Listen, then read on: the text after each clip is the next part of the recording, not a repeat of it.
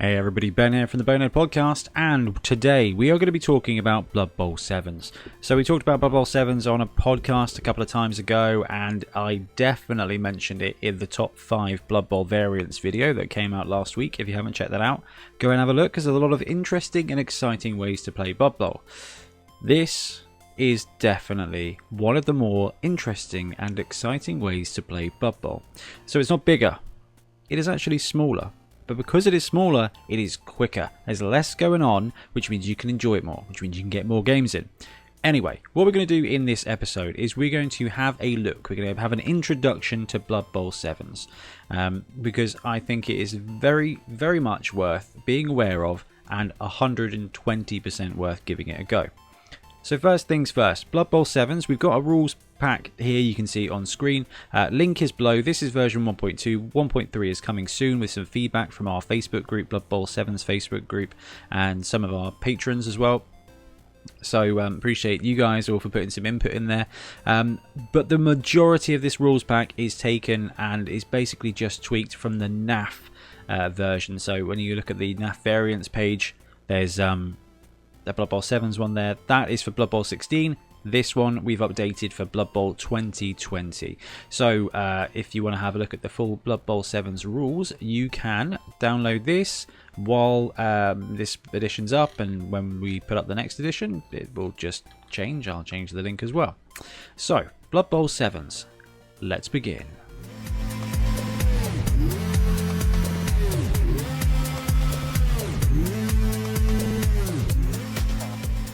So Blood Bowl 7s is a variant of Blood Bowl that was created by some guys at Games Workshop, basically to get a game of Blood Bowl in within an hour. It's kind of inspired by Rugby 7s, and spoiler alert, it has 7 players on a pitch instead of the classic 11. So really it came around from creating a quick variant of Blood Bowl that they could fit into a lunch break. That was then taken on by the NAF, along with basically all of Blood Bowl, and they tweaked it and improved it, and a bunch of guys worked on it for a few years and just made it better and better and better. Now, oh gosh, I don't even know how and when we came across 7s. It must have been very early on in the podcast, and we loved it. In fact, it's our oldest YouTube video is of me and Rich playing a game of 7s. It's our first streamed game, and I think it's literally the first thing we ever put up on YouTube. It was really great fun to do. So there are a lot of advantages and there are some disadvantages to Blood Bowl 7s, but the background of it is it was designed as a lunchtime game.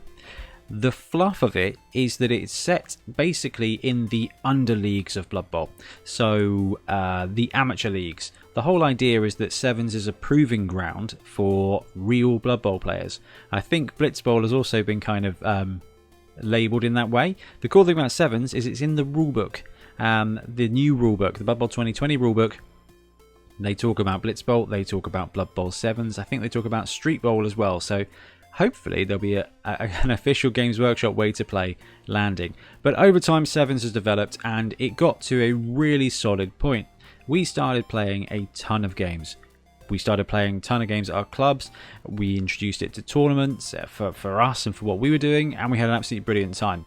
Since then, we've got 2 YouTube entire leagues that you guys can go and watch. Yes, it's going to be Blood Bowl 2016 rules, but it's still really good fun. So if you want to know more about 7s, how it plays, I really, really would love you to go back and watch 7 Super Series, especially Season 1, because it's like the actual team. Season 2 is where we take some crazy teams from Fumble and apply them through to 7s, because you can get a ton of games in not a lot of time at all. Anyway, that's the background, and now probably the biggest change here is the pitch. So you've got an entire additional zone in the middle there.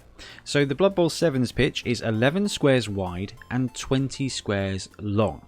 So it fits within a standard Blood Bowl pitch. You can genuinely build a Blood Bowl 7's pitch with the use of a coloured Sharpie and the back of any Blood Bowl pitch. We built our first ones using masking tape, so and it's still there actually. My Dwarf Skaven pitch, the Dwarf side I've left for 11s, and on the flip side I just marked out this pitch with masking tape, basically just marked off the edges, and then I may have just drawn a line to give you the pitch. Like, it takes about 30 seconds to write it up. You can also get some great ones. So this is the pitch that was designed for us by Maelstrom Gaming Mats. We've been waiting to get kind of a grip on Blood Bowl 2020 rules so that we can get a new version updated. So we are hoping to pester him to get some more brewed up soon. We've been putting it off because we wanted to get the rules right. And I think we're basically there now. So the Blood Bowl pitch here for 7s. You've got 3 6-square zones. So it's 11 squares wide, or in this case tall. You've got the end zone, and then you've got a 6-square half, basically, or third. So this is your third, and the opposite side is your opponent's. The middle ground is no man's land. So that comes into play when it comes to the kickoff. There are 2 square wide zones. And when it comes to deployment, 3 guys of yours go on your line of scrimmage, up to 1 in each wide zone, and everybody else basically goes anywhere else. No one can deploy in the middle, but when you kick off, it can go in the middle or in your opponent's half without it being a touchback. So you can get some pretty cool onside kicks. And when it comes to playing the game, there are 6 turns each half, not 8. So you're playing with less players, and you're playing with less turns, on a slightly smaller pitch. Now the pitch, while smaller in length, because your line of scrimmage is offset, it's still 13 squares from the line of scrimmage all the way to the end zone. So basically it keeps the same distance to go to score a touchdown, the same as the regular game. So the fast players like skinks and gutter runners aren't actually getting any benefit of that smaller pitch, which is perfect. So 6 turns in each half. Kickoff rules, we talked about that already. When you kick off the ball, it can land in the center zone, or it can land in your opponent's third, but beyond their line of scrimmage without it being a touchback. And because the pitch is smaller, you roll 2d6 instead of 1, and you choose the lowest. If you've got kick, that gets even better. So you roll 2d6, say it's a 3 and a 4, it goes 3 squares. The idea is actually it keeps it on the pitch, and you have to play around with less thrown ball rules. The last thing to mention here when it comes to the core game is the kickoff table. So in the 2016 Sevens edition, there was its own kickoff table. It had a few bits that were tweaked ever so slightly. When it came to brewing up version 1.2 for ours, we kind of did the same thing, but stuck heavily with the core rulebook, just amended a couple. From feedback and from actually mucking around with it, I actually think the best thing to do is to just use the kickoff table from the rulebook, except when it says D3 plus 3, you change it to D3 plus 1. A couple of the guys recommended that in our sort of feedback group, and I actually heavily agree with it. It seems like an unnecessary change. Some of the old rules that it replaces doesn't really matter so much, and Blitz is actually really interesting in Sevens.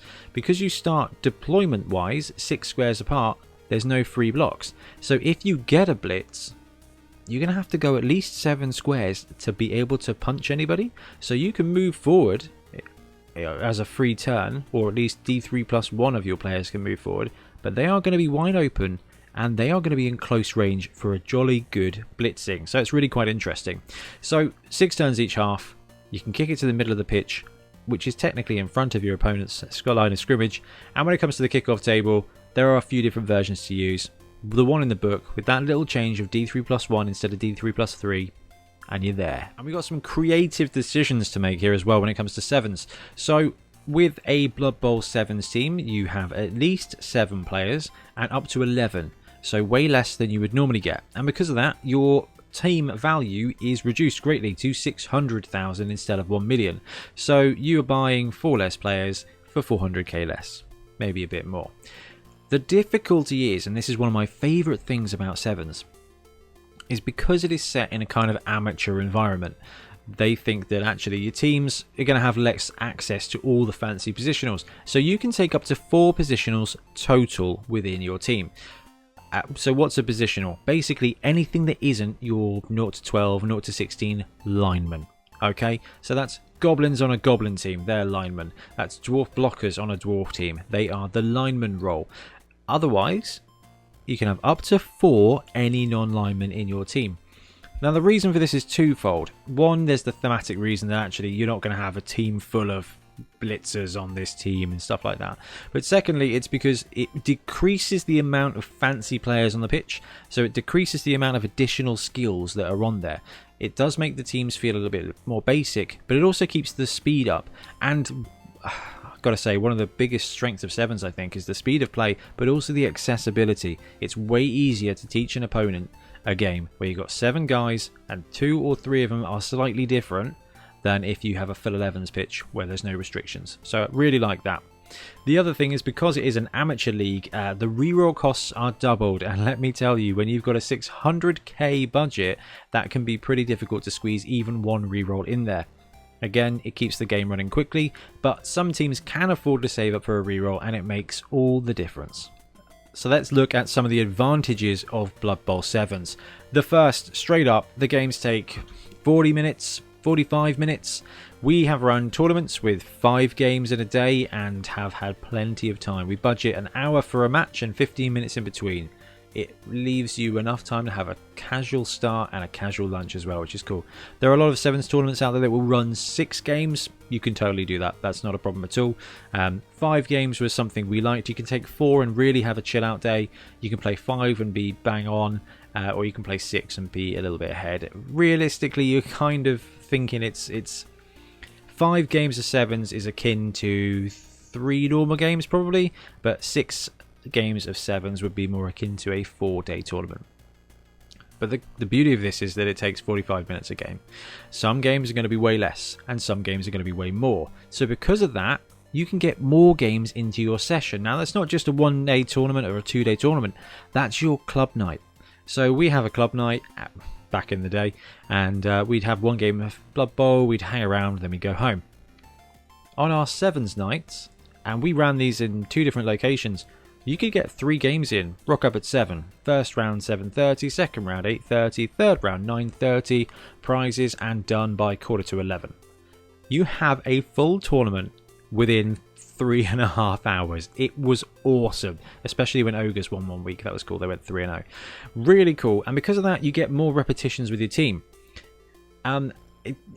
Think about it. When you go to a league and you're like, I think this time I want to play Black Orcs, but I also want to play Imperial Nobility and Underworld and Necro. You play Necro on a Blood Bowl 7s night, you get 3 games in. You've had 3 different games of Necromantic.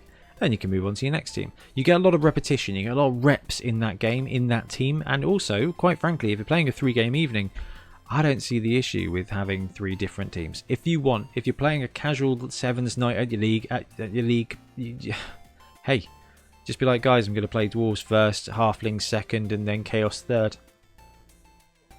Why not? Get those games in. You're going to get experience playing all those teams in not a lot of time at all. Different builds. So you guys know I love brewing up rosters, and because of the restrictions on the teams, because you can only have 4 positionals, because the cash is reduced less, each of your positional choices are so much more potent for your team. It adds so much more character that 2 human teams in 11s invariably will be about the same. One may have one might not have the ogre, one might have extra halflings and catchers. That's about as different as it gets. In 7s, you can go ogre, thrower, catcher, or you can go 4 blitzers, and those teams are going to feel massively different, and that's what's really cool. So for each team in Blood Bowl 7s, there's 4 or 5 different kind of archetypes within every team. Okay, let's say there's 4 archetypes, decent archetypes per team for 7s. There's 29 teams here now, guys. This is almost 100, that's way over 100 different builds, essentially, because the thrower, catcher build is going to be way different to just going heavy on blockers or heavy on big guys. Just take a second to think about how cool Pact is in 7s. That's right, Chaos Pact in 7s. 3 big guys and a Dark Elf. Go to a pitch. It's going to be awesome. That's going to be a very different team than somebody else's. And for me, and this is probably twisted a little bit because I am a Skaven player, no LOS, no line of slaughter, because you do not start the game deployed next door to each other. Ain't nobody getting a free block, which is incredibly good. First of all, it does save a little bit of time, but also it changes up the gameplay. So instead of just like, right, I'm defending, so here we go, you know, you don't have to go through that. If you're defending, you immediately are on the offense. Your opponent receives the ball, and then there's this wide open space between your teams. Do they advance it? Do they hold off? Do they go and take a couple of go for it to go for a cheeky blitz because they've got the opening turn? That's it. That's all that's going to happen from a defense-offense point of view, is you may get blitzed if you've kicked. Then it's your turn. By then, your opponent's deployed, they've gone with their plan, and you're immediately counteracting. It is a game of maneuverability, but let me tell you that combat skills and removal is massive, because taking one player out of a Sevens game is so much bigger than taking one person out of an 11s team. So the bash teams get to murder, and murdering is worth more, but the edge teams get to maneuver, and your mid-range teams get to do both, which is pretty exciting. So not having that line of slaughter means that that first couple of turns on every possession is a positioning game. Where the ball goes massively affects what happens. Now, there is a couple of disadvantages, but there is in every game and every format. So the one downside is because Sevens has 7 players, you kind of struggle. I've always found it difficult to run Sevens as a league using the standard league rules, and the point of that is that your baseline team value is 600k. When you get a skill up, that value is proportionally more, and you're going to find that a Sevens team with no skills versus a 7 teams with 4 skills is at a stark disadvantage. Let's just do the maths on that. You're looking at 600 versus, let's say, 700 at that point. That's a huge increase, and the scalability of the inducements doesn't really work. Now, to flip-flop that, what that does mean is that Sevens is fantastic for any kind of resurrection format. So tournament, just straight resurrection, you get 3 skills, whatever, that's going to work great. But also, if you watch 7 Super Series, we had this, I think, a really cool method of, based on the tier of the team, after each game, you got a skill. The lower the tier, the more chance it was that it's going to be a double. And basically it meant that after every game, you leveled up one person to get a skill, which meant that teams basically stayed around the same point. I think by the end of the 5 rounds, tier 3 teams had about 30k more team value than tier 1. And you know what? No spoilers, but that kept the games very close, and I love that. On the downside, you don't get all the cool, like, oh, this guy's a throwing machine burning through the SPP, this guy's a Kaz hog, he's getting all that stuff. You do miss that a little bit, but you can run it, but it just means that by the end of your season, your teams will be very lopsided. And slow and strong teams, dwarfs struggle a little bit in Sevens. A little bit. I mean, the slow teams still bash, and they are still able to do stuff. But it changes up all the tier systems. There are some teams that are better in Sevens than they are in regular, and there are some teams that are worse. So I actually like that it is a bit of a meta shift, and there are some teams that will be better in Sevens than others, but that can be a tough pill to swallow in some circumstances. Anyway, that wraps up our little introduction to Blood Bowl 7s. If you want to see some games played using the 2016 rules format, please go and have a look at 7 Super Series. I love it. It was great fun to film, and the team's got a lot of character in them. I really enjoyed it, and the second we are allowed to safely do this again, we are going to be flying into 7 Super Series Blood Bowl 2020 edition. I cannot wait for that. It's going to be absolutely awesome. It's going to be so much fun. Have a look at the rules set, ingest it, give a game of Sevens a try as soon as you can, because I wholeheartedly recommend it. It's a way faster version of Blood Bowl. It plays in 45 minutes to an hour, and you can just get a ton of games in, and every game is massively different. So I love it. I think it's fantastic, and we are going to spend some time over the next couple of months really looking at Sevens builds for teams interspersed with normal Blood Bowl 11's content. So if you are like me, a Sevens nut, you are in for some fun videos. Anyway guys, please let me know in the comments below what you think of Sevens. I know there's a ton of great fans out there, and let me know what teams you want to see in the next series of 7 Super Series. I think we need to get some polls up. There's some couple of teams we've got to have, but there's a few spaces that we can fill out, so that's going to be quite cool. Anyway, I'm going to disappear, and we'll be back soon with some more Blood Bowl content. Thanks for watching.